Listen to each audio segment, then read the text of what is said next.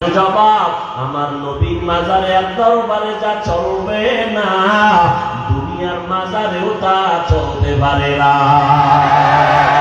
টুকু যাও সুন্নতে আহমদ কুজাবা মুহাম্মদ কে বুয়াদ নিসবত তোরা মান আহাব্বা সুন্নতি কওলে রাসূল মজদায়ে কানা মাই হাম কুন কবুল।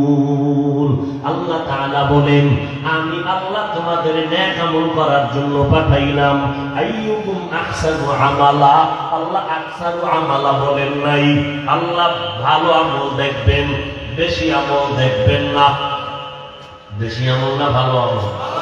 জোরে বলেন। আল্লাহ ভালো আমল দেখবেন, বেশি আমল দেখবেন না। ওই আমলটা আল্লাহর জন্যই যদি হয়, একটা সিজদা তোমার জিন্দেগি জান্নাতের দরজা ওপেন করে দিবে। তবে কোন দিনের আমলটা ভালো হবে জানা নাই, এই জন্য লাগাতার আমল চালায় যাও। একজনে পত্রিকা পড়ে খুব দ্রুত, আর একজনের পাশে বলে, ভাই আমি তো বানান খুঁজেও পড়তে পারি না, তুমি এত দ্রুত বড় কেমনে? তাই না, ঘুমের তিনটা পড়া যায় না। বহু আগের থেকে এটার উপরে কষ্ট করে মেহনত করে এই অক্ষরগুলো শিখতে হয়, লিখতে হয়, কত চক সিলেট ভেঙেছি। এক পর্যায়ে এখন আমি দ্রুত পত্রিকা পড়তে পারি। ঠিক তেমনি ভাবে আপনি সিজদায় ঢুকলেই দিলটা আল্লাহর দিকে যাবে না। এরকম করতে করতে করতে করতে আমল করতে করতে এক সময় আপনার মুহাব্বত আল্লাহর জন্য হবে। এক সিজদা জীবনের আপনার সফলতা এনে দিবে, দুনিয়াতে শান্তি, পরকালে জান্নাত। বেদাতি ভণ্ডরা কি বলে? নামাজ পড়ো মুসল্লি, নামাজের কি রাখো দর, যেই নামাজে জান্নাত পাবি সেই নামাজ কোথায় তোমার? ওই নামাজ করে লাভ কি? যেই নামাজে জান্নাত পাওয়া যাবে না, পড়লে নামাজ একবারই পড়ুন। যেই নামাজে জান্নাত পেয়ে যাবো, একবারও পড়বো গায়ে জীবনে নামাজই পড়ে না, আজরাইল এসে তার জীবনটা নিয়ে গেল। না রে বাবা না, জীবনের নামাজ ঠিক করার জন্য মেহনত চালাও। করতে করতে একদিন ঠিক হয়ে যাবে, করতে করতে বান্দার অন্তর সোজা হবে। আমল বন্ধ করা যাবে না। আমলটা আল্লাহর জন্য যেদিন হয়ে যাবে, সেদিন জান্নাতের দরজা খুলে যাবে। চেষ্টা করতে থাকো রে বান্দা। বাচ্চাটা হাঁটতে পারে না, এক কদম দুই কদম দিয়ে হাঁটা শিখাইতে থাকো। এক সময় হাঁটবেই না, দৌড়াইতে থাকবে। দৌড়াইয়া প্রতিযোগিতায় সবার থেকে 1 নাম্বার হবে। আর যদি তার হাঁটা না শিখাইয়া দৌড়ানোর প্রতিযোগিতায় লাগায় দাও, কিয়ামতের আগে দৌড়ের প্রতিযোগিতায় পাস করতে পারবে না। আগে হাঁটা শিখাও, শিখাইতে শিখাইতে বান্দা দৌড়ানো শিখবে, প্রতিযোগিতায় 1 নাম্বার হবে। আমলের লাইনে মেহনত লাগাও, 5 বেলার নামাজ বন্ধ করা যাবে না। নবীর তরিকা মতে চলতে হবে। আল্লাহ পাক বলেন, আমি বেশি আমল দেখবো না, উত্তম আমল দেখবো। ভালো আমলটা আমার কাছে গ্রহণ হবে। পয়গম্বরের একজন সাহাবী মুআয ইবনে জাবাল রাদিয়াল্লাহু আনহু বলেন, যে আমলের মধ্যে 4টা গুণ পাওয়া যাবে, ওই আমলটা হবে একমাত্র ভালো আমল। এছাড়া আমল আর কবুল হবে না। 4টা গুণওয়ালা আমল হবে ভালো। এই 4 গুণের মধ্যে 1 নাম্বার গুণের নাম হলো ইলম। 1 নাম্বার গুণের নাম কি? ইলম। নামাজ পড়া যেমন ফরজ, নামাজের পদ্ধতি জানাটাও ফরজ। পদ্ধতি জানা লাগবে না? না, একজনে পদ্ধতি না জানিয়ে নামাজে দাঁড়া আল্লাহু আকবার দুরূদ শরীফ পড়া শুরু করলো। বইয়ে ভরমুখে খাড়াইয়েই বলি, সবসময় তো খাড়াই নবীরে সালাম দিই। তাহলে নামাজটাও খাড়াই বলি, আর বইয়ে দুরূদ করার দরকার নেই। আবেগওয়ালা আশিকে রাসূল আছে না নেই? নামাজ পড়া যেমন ফরজ, নামাজের পদ্ধতি শিখাও ফরজ। এজন্য পয়গম্বরের সাহাবী মুআয ইবনে জাবাল রাদিয়াল্লাহু তাআলা আনহু বলেন, ওই আমলটা আল্লাহর কাছে ভালো বলে কবুল হবে যে আমলের মধ্যে 4টা গুণ থাকবে। 1 নাম্বার গুণের নাম হলো ইলম। ইলম আসার পথ 2টা, একটা হলো উস্তাদ আর একটা হলো কিতাব।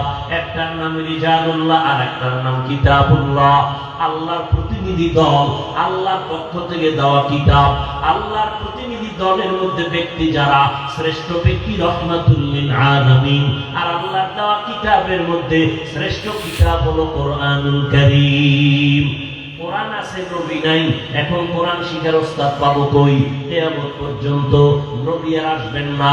আবু বকরকে পাবো না, ওমরকে পাবো না, ওসমান আলীকে পাবো না, কোন সাহাবায়ে কেরামরে পাবো না রাদিয়াল্লাহু আনহুম আজমাইন। আবু হানিফাকে পাবো না, ইমাম বুখারীকে আর কখনো পাবো না, ইমাম মুসলিমকে আর পাবো না। বড় বড় বড় বড় যারা আমাদের দিল সোজা করে দিতেন, দেখলেই হাজারো চিল্লানো লাগতো না। 20 মিনিট বয়ান করছি, মোহাব্বতে দিনটা তালা খুলে গেছি। এই বয়ানের আয়োজন করলো এক জায়গায় মাহফিল, এলাকার কিছু নেতারা কয় এখানে কোনো মাহফিল দেওয়া হবে না, এবার হাটহাজারীর হুজুর আসবে, কয় না আসতে দেওয়া হবে না। সবাই চুপচাপ, মাহফিল বন্ধ হয়ে গেল। হুজুরের মনে কষ্ট পাইয়া মাওলার কাছে মোনাজাত দিলেন রুমের মধ্যে, মসজিদে বয়া। পরের বছর ওই নেতার একজন মারাত্মক মাস্তান গিয়া কয় হুজুর মাফ করে দেন, আপনি যেদিন বলবেন আমার এলাকায় যাবেন সব খরচ আমি দিব। এরকম আল্লাহওয়ালা যাদেরকে দেখলে মানুষের অন্তর সোজা হয়ে যেত, দিলটা নরম হতো, চোখে পানি আসতো, এক এক করে সব আমাদের থেকে বিদায়। আমরা কিয়ামত পর্যন্ত আর আমরা নবী সাহাবায়ে কেরাম কাউকে পাবো না। কিয়ামত পর্যন্ত যাদেরকে দেখে আমাদের দিলটা সোজা করবো, জান্নাতের টিকিটটারে ফাইনাল ভাবে নিব, এরা আমাদের মাথার তার। এরা হবে একটা দল, দুই দল হবে না।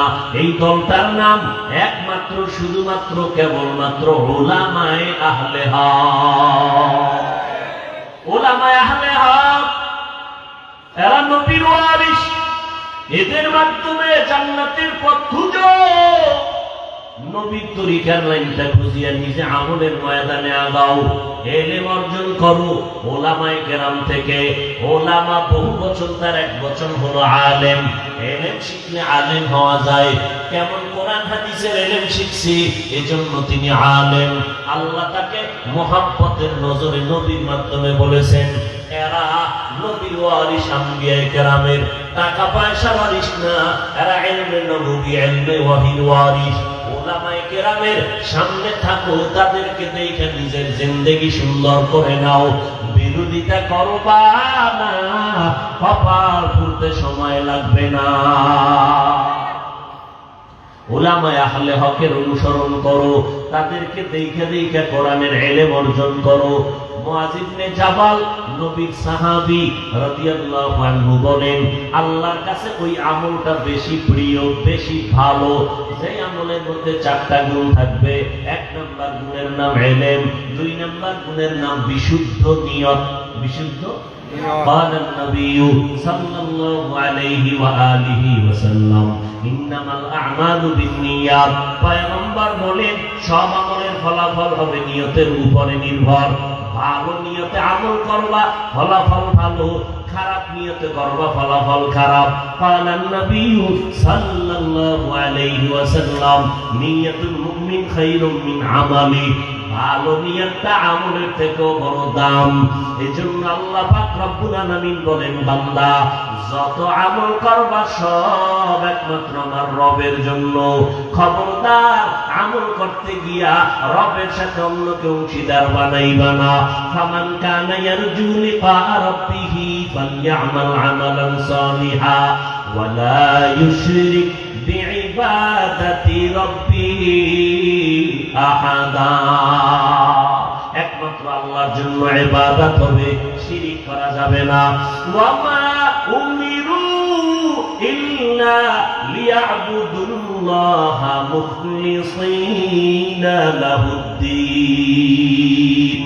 ইখলাসের সাথে আমল করো, আল্লাহর জন্য খালিসান লিওয়াজহিল্লাহি তাআলা। যা করবো, যা বলবো সব হবে আল্লাহর সন্তুষ্টির জন্য, রাহমাতুল লিল আলামিনের তরিকায়।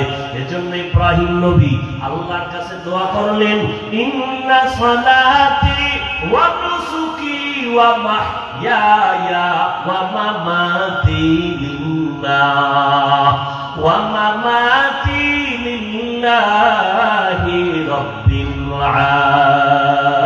আলামিন।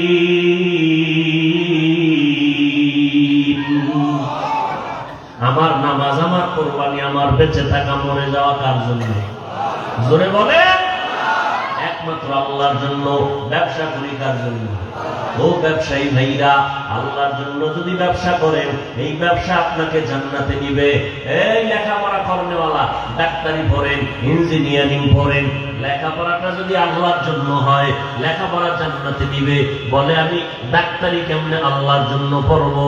আপনার অন্তরে নিয়ত রাখবেন, আমি মুসলমানের সন্তান, আমি ডাক্তার হইয়া বেঈমানের মোকাবেলায় দাঁড়ায় যাব।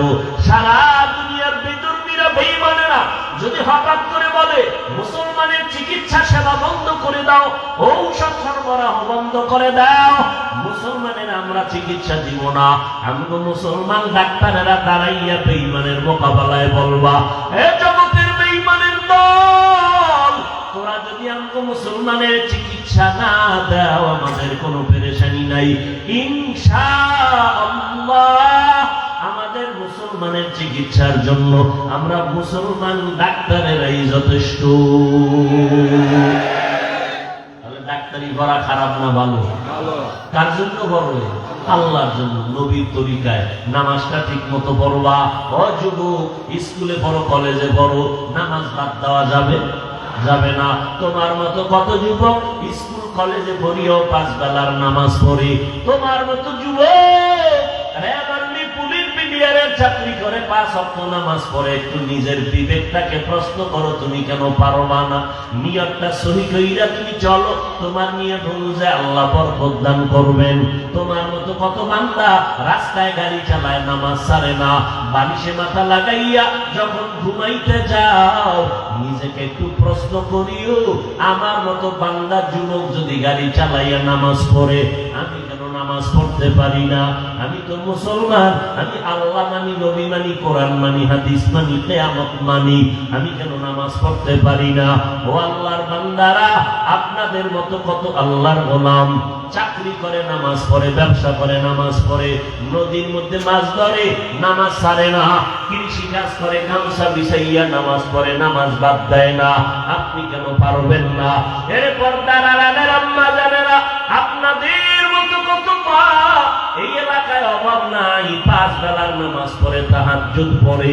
এই জমিনে মায়ের এত সম্মান আমার আল্লাহ নবীর মাধ্যমে বাড়ায় দিয়েছেন। কিয়ামতের আগের দিন পর্যন্ত দুনিয়ার কোন চালাক যদি বলে আমরা আলাদা করে নারীর মর্যাদা বাড়াবো, বাড়াতে পারবে না। চালাকি করলে নারীদের সম্মান হবে না, হবে নারীরা অপমান। কারণ যত সম্মান দেওয়ার আমার আল্লাহ নারীদেরকে দিয়েছেন, নারীরা নবীদের মায়ের মতো মা, সাহাবায়ে কেরামের মায়ের মতো মা, আলেমদের মায়ের মতো মা। এই স্টেজে কত আলেম মাওলানা হয়ে গেল, মাথায় পাগড়ি দেওয়া হলো, কোরআনের হাফেজ হয়ে গেল, মাথায় পাগড়ি। কিয়ামতের ময়দানে আল্লাহ তাদেরকে ডাকবেন, ক্বালান নবিয়্যু সাল্লাল্লাহু আলাইহি ওয়া আলিহি ওয়া সাল্লাম, ইউকালু লি সাহিবিল কুরআন ইকরা ওয়ারতাকি ওয়ারাত্তিল কুনতা তুরাত্তিলু ফিদ দুনিয়া ফাইন্না মানজিলাকা ইনদা আখিরি আয়াতিন তাকরাউহা আও কামা ক্বালান নবিয়্যু আলাইহি সালাতু ওয়াস সালাম। কিয়ামতের দিন কোরআন পড়নেওয়ালাকে আল্লাহ বলবেন, এরে কোরআন পড়নেওয়ালা আসো, তুমি কোরআন তেলাওয়াত করো, আমি আল্লাহ নিজে শ্রবণ করব কুদরতের কান লাগাইয়া। এক আয়াত পড়বা, সুন্দর করে তার তিলের সাথে পড়বা, আর এক একতলা বিল্ডিং উঠে যাও। এইভাবে একটা একটা আয়াত পড়বে, আর লিফটের মাধ্যমে আল্লাহর জান্নাতের বিল্ডিং উঠতে থাকবে।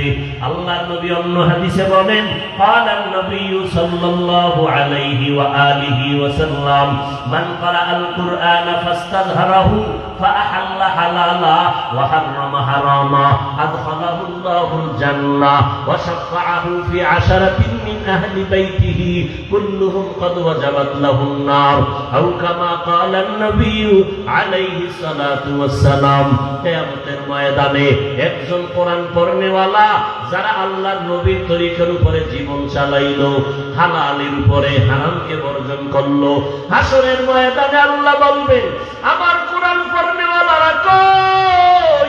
জান্নাতের ময়দানে যাও, আমি আল্লাহ পাক শুধু তোমাকে একারে জান্নাতে দিব না, তোমার বংশের আপনজনের মধ্যে দেখো যারা জাহান্নামী হয়ে গেল, এদের মধ্যে 10 জনের সুপারিশ করো, আমি আল্লাহ তোমাদের সুপারিশ কবুল করিয়া তাদেরকেও জান্নাতে দিয়ে দিব। আতিনা ফি দারি দুনিয়া না হাসান, আতিনা ফি দারে উকবানা হাসান, ইয়া গিয়াসাল মুস্তাগীসিন আহদিনা লাফতিখারা বিল উলুমে ওয়াল গিনা। হর দরিতে নেকো তু তৈয়ার হে, जो न मांगे उससे तू बेजार है। খারাপ লাগে আপনার? কোরআন পড়ার দরকার আছে। একটা সন্তানকে কোরআন পড়াবেন। আজকে যাদের মাথায় পাগড়ি দেওয়া হলো, ঈদেও এত আনন্দ পায় না, তার মা বাবা আজকে যেই পরিমাণ আনন্দ পেয়েছে। এরে নবীর উম্মতের দল, ওই সন্তানের মা বাবার কপাল কত ভালো, যেই সন্তানের পেছনে মানুষ দোয়ার জন্য লাইনে দাঁড়ায়। ওই সন্তানের মা বাবার কপাল কত ভালো, যেই মা বাবার সন্তানের পেছনে হাজার হাজার মানুষ দাঁড়ায় নামাজ আদায় করে। ওই মা বাবার সন্তানের কপাল, ওই মা বাবার কপাল কত ভালো, যেই মা বাবার সন্তান মানুষের দিনের পথে আহ্বান করে, মানুষ কলিজা দিয়ে মোহাব্বত করে। এর একটা দোয়ার অংশ আব্বা আম্মা কিয়ামত পর্যন্ত কবরে পাইতে থাকবেন। এর আম্মা জানেরা, সন্তান ভালো হওয়া খারাপ হওয়া নির্ভর করে আম্মা জানের আদর্শের উপরে। ইমাম গাযালি রাহমাতুল্লাহ আলাইহি বলেন, প্রত্যেকটা সন্তানের জন্য মা হলো প্রাথমিক শিক্ষিকা। নবীও বলেন, ক্বালান নবিয়্যু সাল্লাল্লাহু আলাইহি ওয়া আলিহি ওয়াসাল্লাম, আদ-দুনিয়া কুল্লুহা মাতা ওয়া খায়রু মাতা'id দুনিয়া লিমরাতুস সালিহা। আল্লাহর নবী বলেন, দুনিয়াতে সব মহা সম্পদ, এর মধ্যে দামি সম্পদ হলো নেককারিনী মহিলারা। এরে আল্লাহর বান্দা, আমি একটা ঘটনা সব জায়গায় বলি। দুই ভাই, ছোট ভাই কিছুদিন পরে বিয়ে করে ফেললো, বড় ভাই বিবাহ করে না। বড় ভাইয়ের বিবাহের অপেক্ষা করতে করতে শেষ পর্যন্ত ছোট ভাই আগে বিবাহ করে ফেললো। একদিন ছোট ভাই বলে, বড় ভাই তুমি বিবাহ করো না কেন? আমি মনের মতো মেয়ে পাই না। তাই নাকি? ছোট ভাই মনে মনে ভাবলো, এক সম্ভ্রান্ত পরিবারের সুন্দরী মেয়েকে আমি দেই। খুঁজিয়া খুঁজিয়া বের করে দিল। বড় ভাই, বাবা টাকাওয়ালা, টাকার অভাব নাই, সম্মানের অভাব নাই, মেয়েটা বড় সুন্দরী, বিবাহ করে নাও। দেখার পরে, জানার পরে বড় ভাই বলে, এই মেয়ে আমি চাই না। তো তুমি কেমন মেয়ে চাও? বড় ভাই ডাক দিয়ে কয়, আমি এমন একটা মেয়ে চাই, যেই মেয়েটা আমার অর্ধাঙ্গিনী হবেন, আমার সহধর্মিনী হবেন, আমার দিয়া দুনিয়ার জান্নাতের বাগান সাজাবেন, আমার হাতটা ধইরা আমার স্ত্রী আমাকে জান্নাতের দরজা দিয়ে ঢুকায় দিবেন। এমন একজন মন মানসিকতার আমি একটা স্ত্রী, আমি আপন মেয়ে চাই, যে একটা সন্তানকে দুনিয়াতে লালন পালন করে আদর্শওয়ালা বানায় দিবে। আল্লাহর বান্দা এই কথা বলার পর ছোট ভাই বলে, এমন মেয়েও তুমি পাইবা না, বিয়েও তোমার কপালে হবে না। বড় ভাই ডাক দিয়া কয়, ছোট ভাই শুনে রাখ, আমার অন্তরের নিয়ত যদি ভালোই হয়, একদিন আগে না পরে আমি ইনশাআল্লাহ আমার নিয়তের বরকতের ফলাফল আমি পেয়ে যাব। নিয়ত ভালো তো ফলাফল কি? কিছুদিন চলে গেল এভাবে।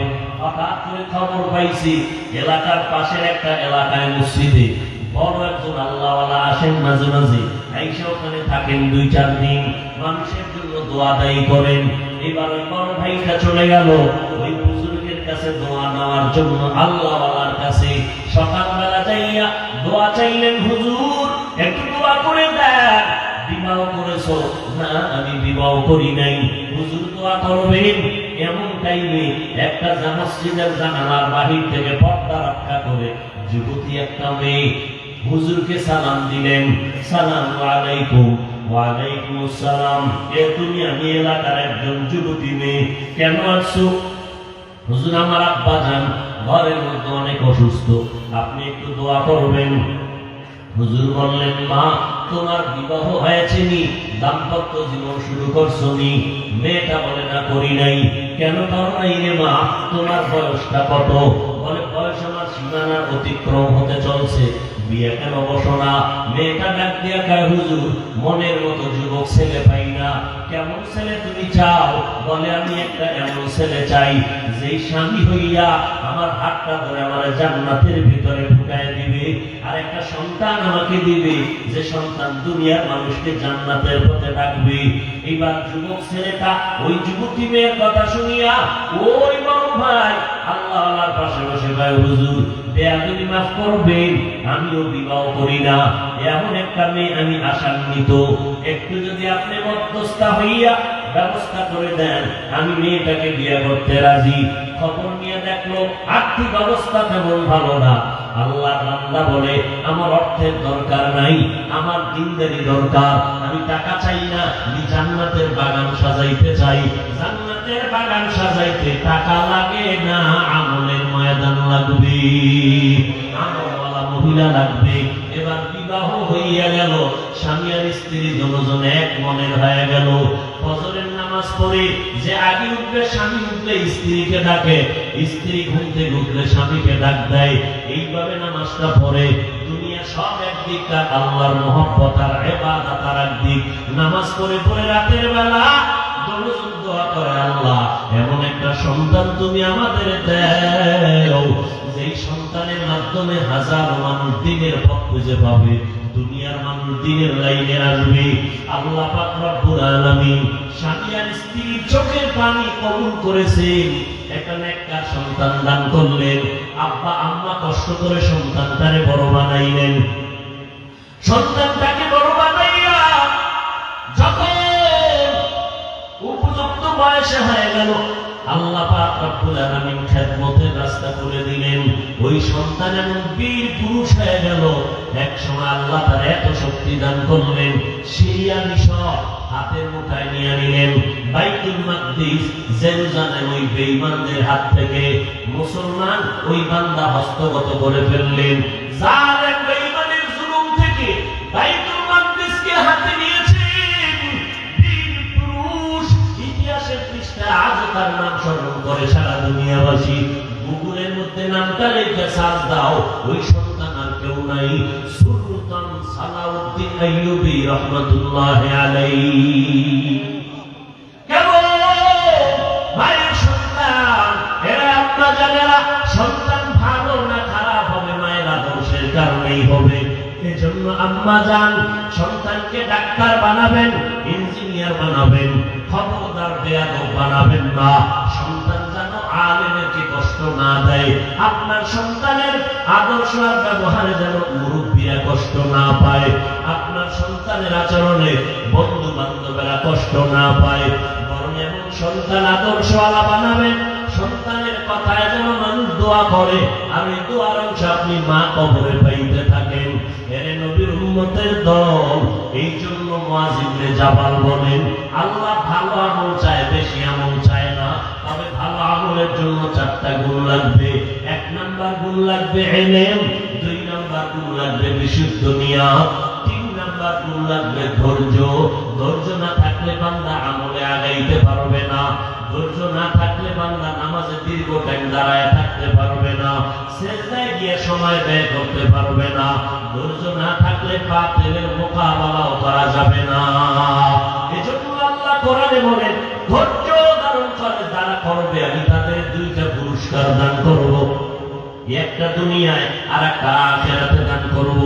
ইন্নাল্লাহা মা'আস সাবিরিন, দুনিয়ার পুরস্কার আমি আল্লাহ তার সাথী হয়ে যাব। আখিরাতের পুরস্কার ইন্নামা ইউওয়াফাস সাবিরুনা আজরাহুম বিগাইরি হিসাব, আমি আল্লাহ ধৈর্য ধারণকারীকে বিনা হিসাবে জান্নাত দিয়ে দিব।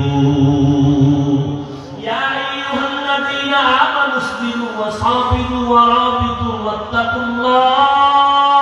ওয়াত্তাকুল্লাহা লাআল্লাকুম তুফলিহুন।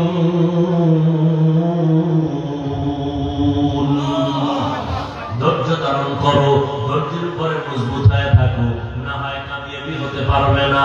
আল্লাহ ধৈর্যের গুণ আমাদের দান করেন, সাবিরিনদের অন্তর্ভুক্ত হওয়ার তৌফিক দান করেন, আমিন। মুয়াজ্জিন ইবনে জাবাল বলেন, আল্লাহর কাছে আমলটা কবুল হওয়ার জন্য 4 গুণের 4th নাম্বার গুণের নাম হলো ইখলাস। ইখলাস মানে আমি যা করব, যা বলবো কার জন্য? আল্লাহর জন্য। আল্লাহর জন্য। আমি আল্লাহর সন্তুষ্টির জন্য বয়ান করব, আল্লাহর সন্তুষ্টির জন্য বয়ান শুনবো। কাউকে মুহাব্বত করব আল্লাহর মুহাব্বতের জন্য, কাউকে দুশমন মনে করব তাও আল্লাহকে খুশি করার জন্য। এই নিয়তে বান্দা অল্প আমল যদি করো, নাজাতের দরজা খুলে যাবে। এক আল্লাহর বান্দি জীবনভর গুনাহ করতে করতে কোনো নেক নাই, রাস্তা দিয়ে হাঁটতেছে, দেখে একটা কুকুর পিপাসায় চটপট করে পানির তৃষ্ণায়, আল্লাহর বান্দি জাহান্নামী গুনাহগার দৌড়ে গেল পানি আনার জন্য। কোথাও গিয়ে একটা কূপের থেকে পানি নেবে, পানি অনেক নিচে, উঠানোর পাত্র নাই। পায়ে ছিল চামড়ার মোজা, ওই মোজা খুলে আল্লাহর বান্দি মোজাটা ফালাইয়া পানি আনতে পারে না, পানি আরো নিচে। মাথায় ছিল একটা বড় ওড়না, ওড়না পুকুলিয়া এক মাথা মোজায় গিরা লাগাইয়া পানি উঠাইয়া কুকুরকে পান করায় দিল।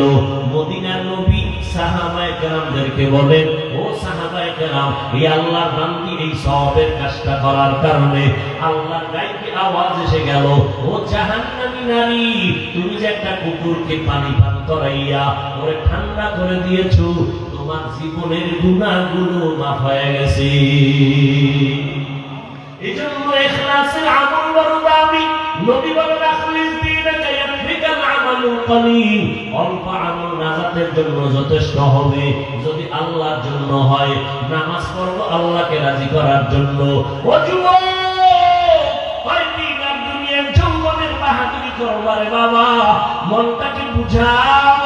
তোমার মতো যুবক স্কুল কলেজে পড়ে, নামাজ পড়ে, তুমি কেন পারো না? কয়দিন আর বাহাদুরি করবারে বাবা, এমন একটা দিন নেই যুবকের লাশের খবর নাই। আজকে থেকে তওবা করে নাও, আর আল্লাহকে বেজার করবা না। আল্লাহকে মনে মনে ডাকো আর বলো, হে মালিক, এই ময়দানে আমার মতো গুনাহগার কেউ নাই। জীবনে গুনাহ করে করে হাত দুইটা নাপাক করে ফেলেছি, চোখ দুইটা নাপাক করে ফেলেছি, কত গীবত গালাগালি করিয়া জবানটা নাপাক করেছি। আয় আল্লাহ, আজকে থেকে গুনাহ থেকে তওবা করে নিব, আর নামাজ ছাড়বো না, বেপরদায় চলবো না, মা বাবাকে কষ্ট দিব না, ওলামায়ে কেরামের বিরোধিতা করে গুনাহগার হব না, নবীর তরিকা মেনে চলবো, ওলামায়ে কেরামের পরামর্শ নিয়া আল্লাহর হুকুম মতো চলবো। হায়াতের মালিক আমার আল্লাহ, ইজ্জতের মালিক আল্লাহ, রিজিকের মালিক আমার আল্লাহ। অতএব আল্লাহকে বেজার করব না। আজকে করোনা গেল, দুনিয়াটা একেবারে ঠান্ডা হয়ে গেল। বড় বড় বাহাদুরেরা মাথা মতো করে দিল। স্কুল বন্ধ, করোনায় কলেজ বন্ধ, ব্যবসা বন্ধ, চাকরি বন্ধ। তাকাইয়া দেখ, শুনিয়া চট্টগ্রামের মুসলমানেরা কোরআনের একটা মাদ্রাসাও বন্ধ হয় নাই। হেফাজতের মালিক কে? অতএব আল্লাহর বান্দারা, তুমি স্কুলে পড়ো, কলেজে পড়ো, চাকরি করো, ব্যবসা করো, আর আমার মাওলাকে ভুলে যাইও না। নবীর তরিকারে জবাই করবা না। পাক্কা নিয়ত করো, মরে গেলে যাব, আল্লাহ আমাকে ইজ্জত দেওয়ার মালিক, সম্মান দেওয়ার মালিক, রিজিক দেওয়ার মালিক। আজকে থেকেই তওবা করে নিব, আর নামাজ ছাড়বো না। পিছনে যত নামাজ বাদ দিয়েছি, আজকে থেকে তওবা করলাম, নামাজ ছাড়বো না, বেপরদায় চলবো না। তবে এটাও সত্য কথা, সবার কপালে তওবা নসিব হবে না। আমার নবীকে দেখার পর যাদের জন্য জাহান্নামের আগুন হারাম হয়ে যাবে, অথচ আবু জাহাল নবীরে দেখলো, বয়ান শুনলো, কালেমা পড়ে নাই। আর ওমরের মতো বান্দা নবীর পাল্লা কাটতে আইসা কালেমা পড়ে মুসলমান হয়ে গেল। এই জমিনে আবু জাহালের মতো শক্ত অন্তরের কিছু মানুষ থাকবে, হাজারো বয়ানে তাদের দিল নরম হবে না। বাইরে গিয়া তারা সমালোচনা করে করে গুনার পাল্লা ভারী করবে। আর ওমরের মতো মেজাজ দিয়ে কেউ ময়দানে ঢুকবে, ঢুকার পরে আল্লাহর বান্দার যখন মরণের কথা স্মরণ হয়ে যাবে, আল্লাহর আযাবের কথা স্মরণ হবে, গুনার কথা স্মরণ হবে, তখন দিলটা নরম হয়ে যাবে। নিজে নিজে আল্লাহকে একা একা ডেকে বলবে, আল্লাহ, আমার মতো মনে হয় যেন গুনাহগার এই এলাকায় আর কেউ নাই। মা বাবারে কত কষ্ট দিলাম, ওলামায়ে কেরামেরে কত কষ্ট দিলাম, কত আপনজনরে কষ্ট দিলাম, আমার কথা কত খারাপ, আমার হাত দুইটা কত খারাপ, মানুষের উপকার করে নাই, শুধুই ক্ষতি করলো। আমার জবান মানুষের ক্ষতি করলো, উপকার করতে পারে নাই। আমার জীবনটা কি এতই খারাপ? আমি মানুষ হিসাবে